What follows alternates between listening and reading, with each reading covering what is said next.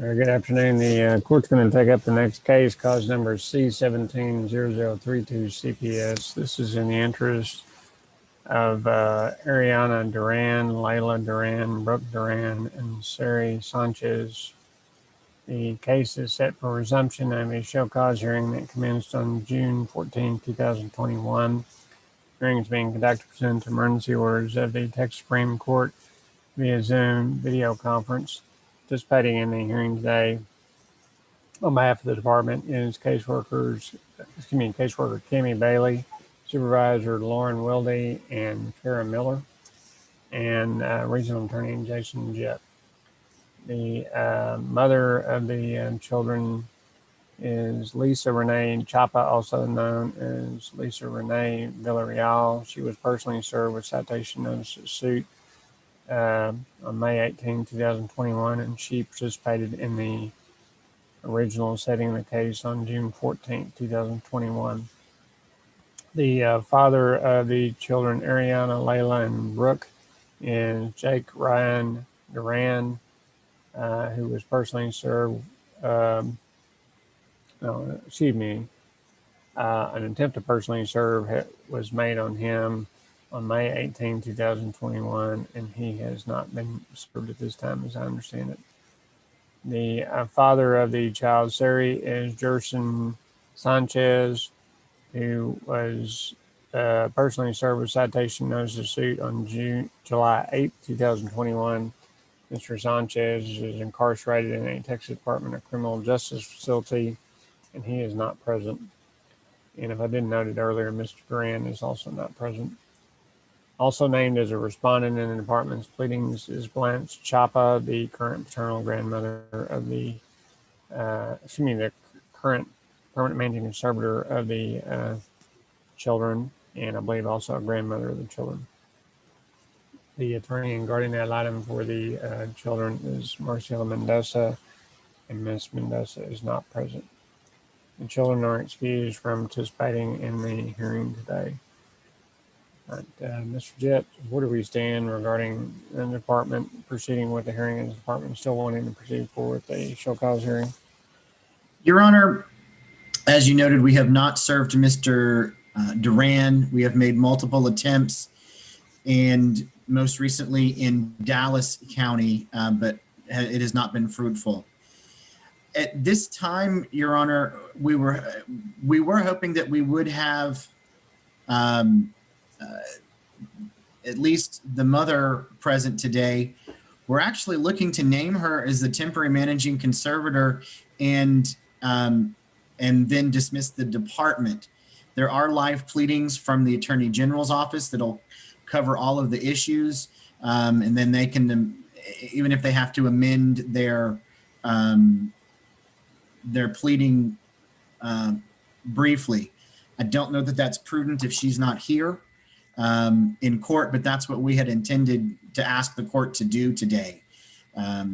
It's an odd situation and not our normal down the middle of our cases.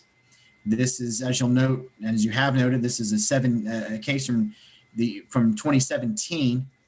The grandmother was given managing conservatorship of the children, but all the children now live with the mother, and the oldest children, except for Sarai, have been with the mother for a couple of years now.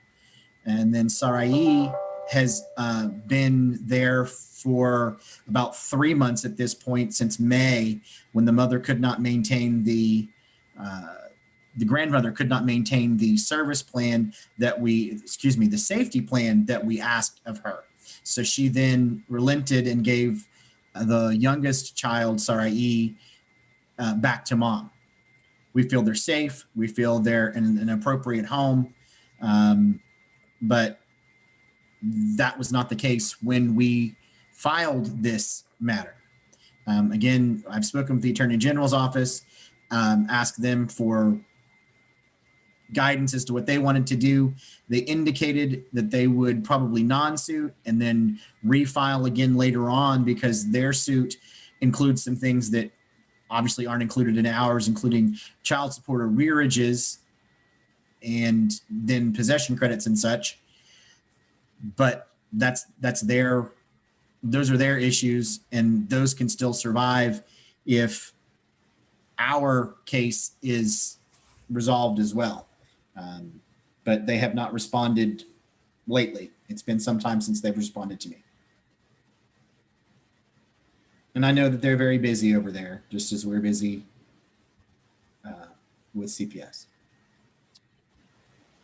Well, regarding Mr. Duran, he, I believe there was, the record reflects, or the court file reflects, an attempt to personally serve him in San Angelo was made, and you're representing to the court as an officer of the court that an attempt to serve him was also made, I think, in Dallas, Texas, to, I think the address that was listed on the return of the first citation was 2808 North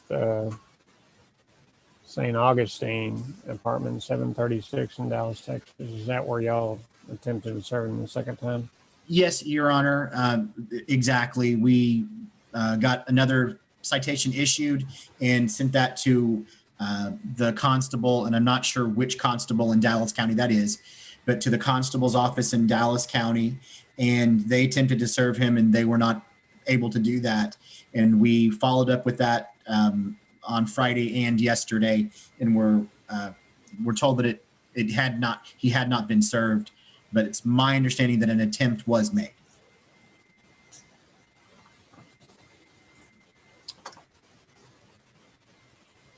Well, and I'm going to ask Ms. Mendoza about her position here in a second. I understand the issue the department has,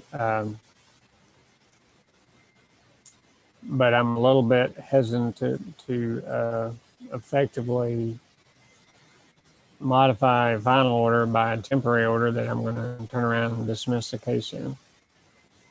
I believe there's some case law out there that says basically a temporary order remains in existence until it's changed, even if there's no ever final order entered. And I think if I enter that order, it might have the effect of modifying that prior final order to give her some legal standings. And I understand that's what the department's preferring, but I'm just not comfortable going down that road. I think we're either going to need to get service on Mr. Duran and proceed forward, and like we would in any other case, and seek a modification, or if the department wants to let the status quo reside and let the AG take the case and run with it, if they're going to, they can.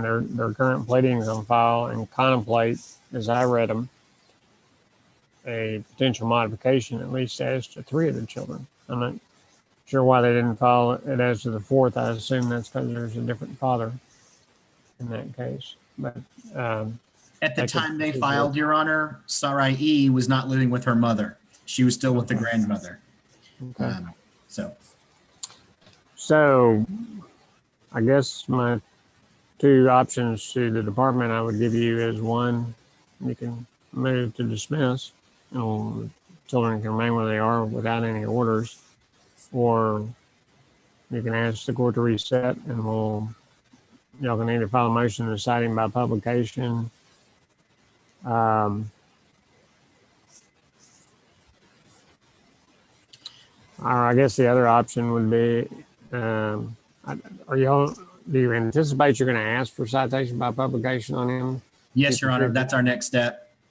We don't have any further leads.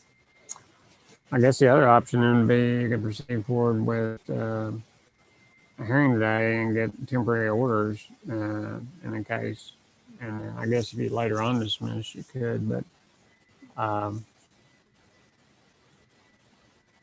for the other, the court would take judicial notice of the court's file to the extent it reflects that the mother, Ms. Chapa, Mr. Duran's, Mr. Sanchez, and Ms. Blanche Chapa, the PMC, were all sent notice of the resumption of this adversary hearing on July 23rd, 2021. So they have notice of the hearing, at least to the extent they've been served.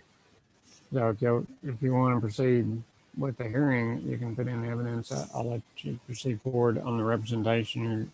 You can't locate Mr. Duran at this point. You're going to have to ask him to be cited by publication. And then I guess later on, if you decide to dismiss, you will. So that the way you want to proceed? Yes, Your Honor, I think that would be best. Okay. All right. Any objection proceeding, Mr. Mendoza? Actually, I'm sorry. I'm sorry. Let me back up, Your Honor. Let me get him served and then have a hearing. I think that would be the best thing today. And then we can tie it up all at one time. Okay. If Your Honor is okay with that. Well, that's fine. You're going to get plenty of time to reserve him because it'll be likely in September before I have a setting for you. I'll have Miss Vines get a new setting for you on the resumption of the show cause hearing. Thank you, Your Honor. We'll reset it. Thank you, Thank you, Ms. Mendoza. Thank you, Mr. Adjet. That'll be the orders of the court. We'll just reset this on the date to be announced. Thank you. Thank you.